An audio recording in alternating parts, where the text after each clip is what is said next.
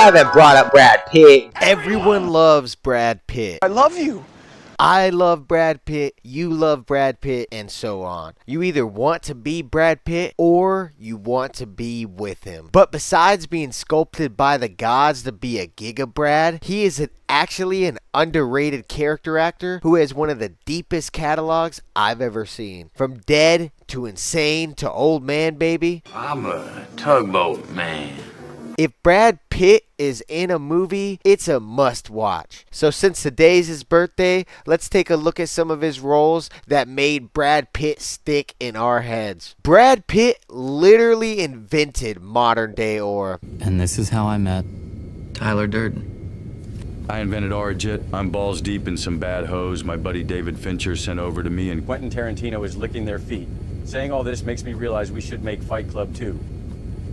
No. Fight Club defined who men wanted to be with Tyler Durden. I look like you want to look, I fuck like you want to fuck. The physique, the jacket, the shades, and the moves. Brad basically wrote the book with this movie. This movie was also made by David Fincher, who Brad also worked for with Seven, when he played a young cop and gave us Brad's most quoted line, What's in the box? people still come up to me and yell, "What's in the box?" I gotta go. Another great director Brad worked with was Quentin Tarantino. Brad took some Nazi scalps, but then he did Once Upon a Time in Hollywood, where he threw out the book he wrote for Fight Club and wrote a whole new book on aura. Brad Pitt to dudes in the 90s. I just need you to be sure that you're locked in. Because I don't know. If Tyler Durden was fire, then Cliff Booth is water, which makes sense because he's drippy. You could make a catalog of movies where Brad Pitt just shows aura in different settings. Troy, he's in Greek mythology. Legends of the Fall, the Old West. Ocean's 11, Las Vegas. Ad Astra, space. We all know Brad Pitt has the power of aura in the palm of his hands, but not everyone gives him enough credit for being a great character actor. In 12 Monkeys, Brad Pitt plays an insane character, and if you've seen it, you probably think it's one of his most memorable performances. Drugs!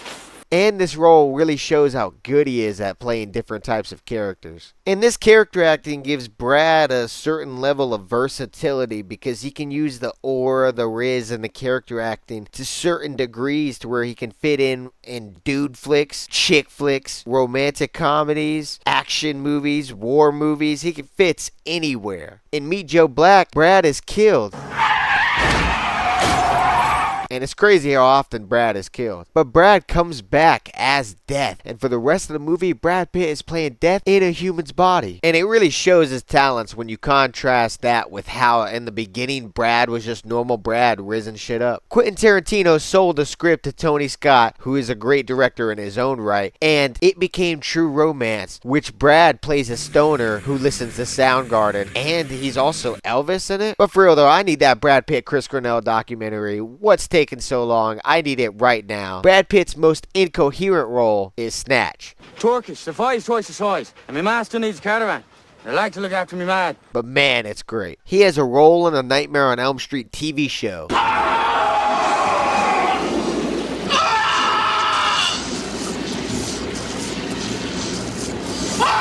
Brad even played a killer in a movie called California with a K. And I love all these weird sounds he makes. Also, here he acts like a child. No! No, no, no! Assassination of Jesse James by the coward Robert Ford is a movie that feels a lot like RDR2, and Brad Pitt is so untrustworthy in the movie. It's like one of the most weird movies with Brad Pitt because you don't exactly know how much you can trust Brad Pitt in the movie, but at the same time he's still Brad Pitt and you still just love him. The most underrated Brad Pitt movie, though, is Johnny Suede. I went into this movie expecting memes because Brad has a Johnny Bravo haircut, but this movie was just so enjoyable, and Brad even had a memorable song in the film, which was made by Nick Cave. I've been a mama's boy since Daddy got the electric chair.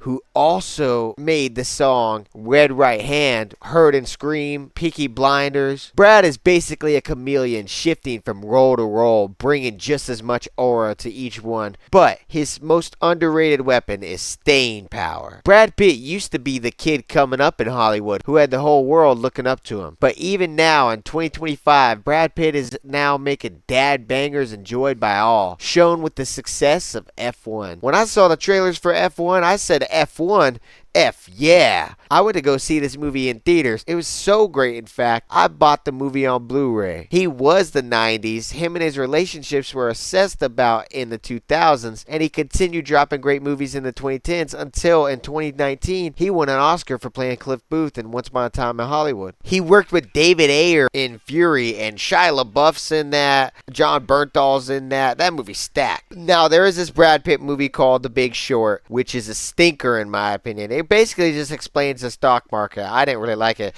but it's so stacked. There's Steve Carell, Christian Bale, Brad Pitt, Ryan Gosling. I really didn't like it. And it's got Margot Robbie in it. Brad Pitt plays a heartthrob who turns out to be a scammer in Thelma and Louise. Babylon is another Brad Pitt film I watched in theaters. And man, Brad Pitt's stuff is so good in that movie. But unfortunately, once again, death.